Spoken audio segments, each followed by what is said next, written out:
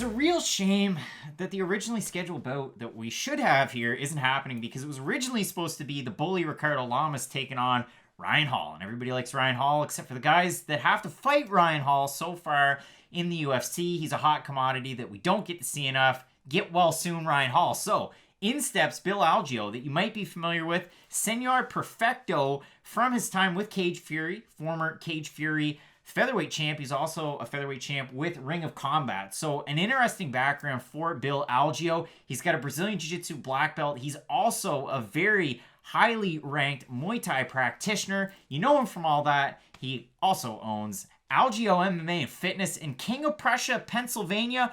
Why is the town called King of Prussia? Because they had an inn called King of Prussia Inn, which was named for the former King of Prussia. Did I know that coming into that?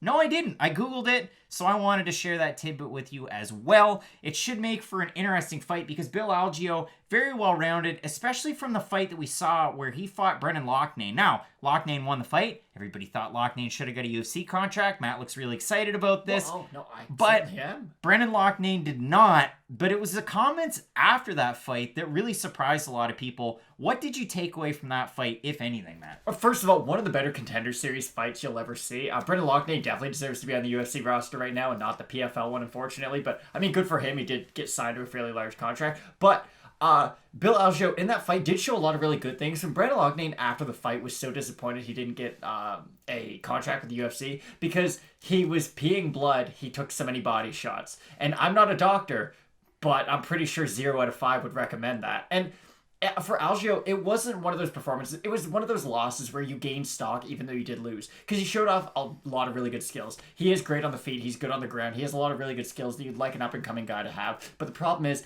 Ricardo Lamas is such a difficult fight for your first fight in the UFC. Now, I understand Ricardo Lamas would have been a tough fight for Josh Emmett as his first fight down to featherweight at the time. And Emmett was able to get the knockout win. But I think we all kind of realized the level of fighter that Josh Emmett is at this stage of his career, or at least since that fight. Now, for Algeo, I don't know if he'll be able to kind of come down and have that big, statement win over a guy who isn't ranked anymore, but at one point was seen as a top 5 guy in the division for, years and years. This is a guy who's fought, Jose Aldo. He fought Cub Swanson. He fought Diego Sanchez at 145, which is a weird fight. And that's actually the fight that I kind of want to draw into because in the Sanchez fight, Ricardo Lamas really went to that low calf kick. And this is 2015. This is early on in the days of the calf kick. And Ricardo Lamas was really able to effectively use it. It completely destroy that front leg of Diego Sanchez, and I think we'll be able to see a similar game plan going into this fight. It's interesting because a lot of people point to Jose Aldo's fight with Ricardo Lamas, and they say, why doesn't Jose Aldo do any more what he did in that fight against Ricardo Lamas? And the same thing can kind of be said for Lamas because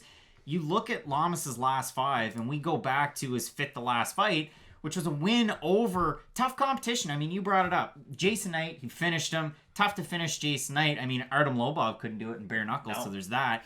Then he loses to Josh Emmett. Then he loses to Bektic. Now, that was by split. And again, you might not be high on Mirsad Bektic now, but, I mean, geez, he was a prospect in the Sherdog forums forever. And then you look at the win that he had. It was almost 2 years ago against Darren Elkins. He beat him quite soundly. Then he loses to Calvin Kattar. So Ricardo Lamas, if you learned anything out of those last 5 and you didn't take into account what Matt said, the Jose Aldo fights, the fights against the top 5 guys, the top 10 guys, Ricardo Lamas has been there for such a long time. At 38, he's had about a year off. He was getting ready for Ryan Hall, who's a ranked opponent, so that was a really big fight. Bill Algeo, I don't want to take anything away from him. I mean, you look at his losses, Shane Burgos on the regional scene, Jared Gordon, and again, Brendan Loughnane on Contender Series. Shame any of those. Those are decent fights. 2 wins over Tim Dooling with Ring of Combat and CFFC, so poor Tim Dooling. Overall, again, really well-rounded guy, Bill Algeo. It should be a tough test for Lamas.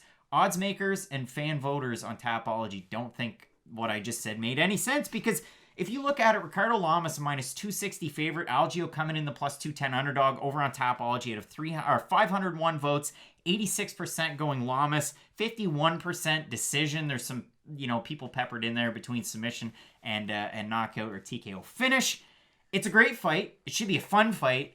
I feel for Bill Algeo to draw this card. It's a tough one to get yourself into the UFC, but if you provide a statement in your debut, holy smokes, Bill Algeo, you'll probably get a step down in competition before you get a step up, but you've cemented your name in that division as somebody to watch out for. And okay, I agree with that, but here's the other side of that coin. If Algeo wins, I'm afraid that the narrative might be, okay, Ricardo Lamas is 38 years old and he's lost 3 of his last 5, and then it would be 4 of his last 6, I guess, if he lost this next one. So this fight for me really is to see where Ricardo Lamas is in his career, because I'll be honest, at 45, it's just such a shark-infested division. I don't really ever see him going back up to getting a title shot or getting back into that top 5, but can he be a guy on the borderline top 15 and give you an entertaining fight once every 6 months? Yeah, he definitely can be. So if he can get this win, he can kind of go back into that borderline, maybe kind of a fight of the night contender every time he's out. But losing this fight is kind of the end of the road for Ricardo Lamas. Like, he's not going to be on any more main cards. It's kind of the end of the road for a 38-year-old at 145. And that's unfortunate to say for a guy who, again, he's been on the top of the division for years upon years upon years.